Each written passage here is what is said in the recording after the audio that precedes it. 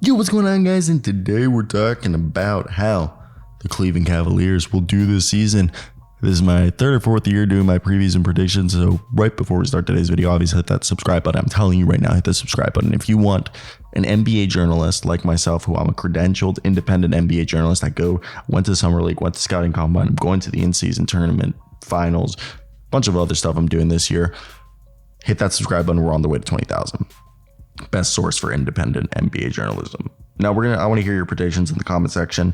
What do you expect the season record? I think this is going to be a top four seed in the East. This is a team that it's not championship or bust, but it's basically deep playoff run or bust. And because they need to make sure that everybody knows this is legit. Okay, they've got one of the best backcourt duos in Donovan Mitchell and Darius Garland. They got Evan Mobley, who's a great defensive man who has so much potential thanks to his size and skill. And then Jared Allen, who's a great rebounder. So let's talk about this team and let's get right into today's video. Hit that like, subscribe button. Right in front of you, you guys should have the team roster. Shout out Hoops Hype for this information. They did a great job of showing you the non-guaranteed, the guaranteed contracts. Let's just get into it and talk about who's going to make the roster and who's not. The full roster right here: Darius Garland, Donovan Mitchell, Jared Allen, Caris LeVert, Max Strus, Isaac Okoro, Evan Mobley, Georges Niang, Ricky Rubio, Dean Wade, Damian Jones, Ty Jerome, Tristan Thompson, Sam Merrill.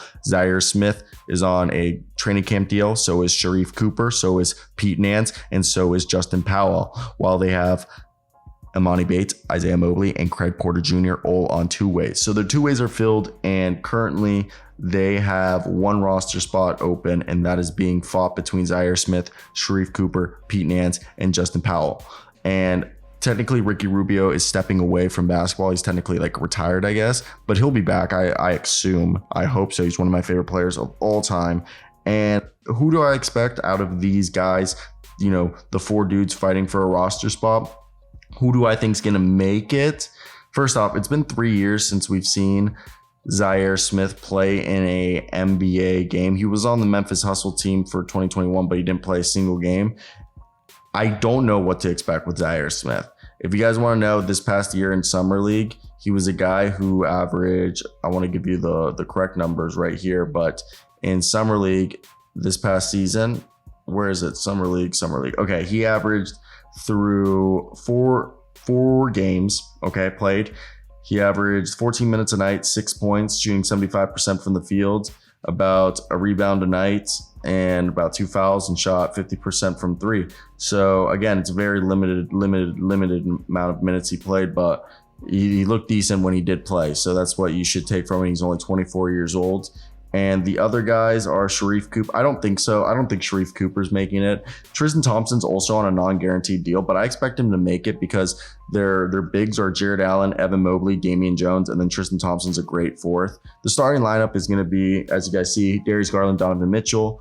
I don't think Isaac Okoro starting. I think he comes off the bench. I think the starter is going to be Max Strus, and then Evan Mobley, Jared Allen, with your sixth man being Caris LeVert. Then you throw in Isaac Okoro, Ricky Rubio, Georges Niang as the 9-man rotation, with Dean Wade probably being the 10th guy.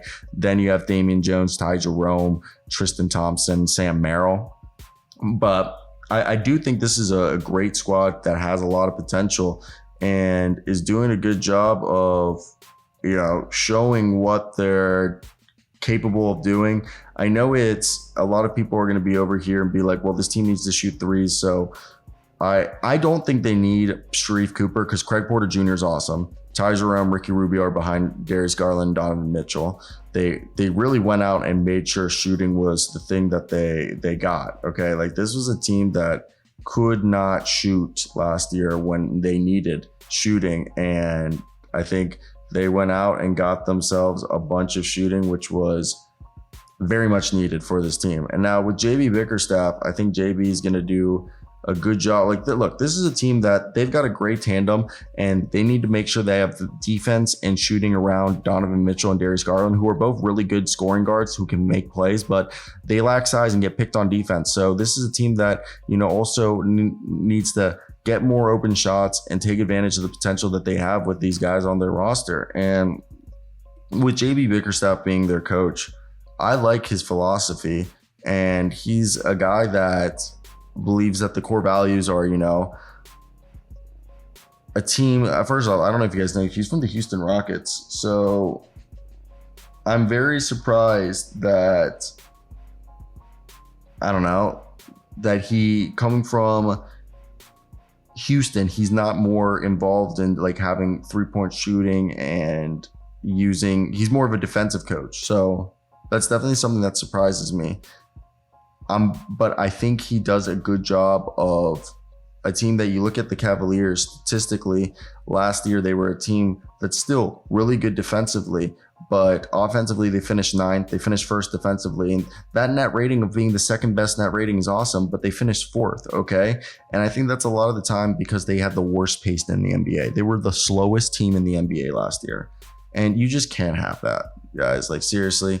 In the modern NBA, being that slow paced, being that, boring of a squad is not going to do you any favors. It's not going to help you win games, as people are just going to blow you off and say that they're just going to push the pace against you.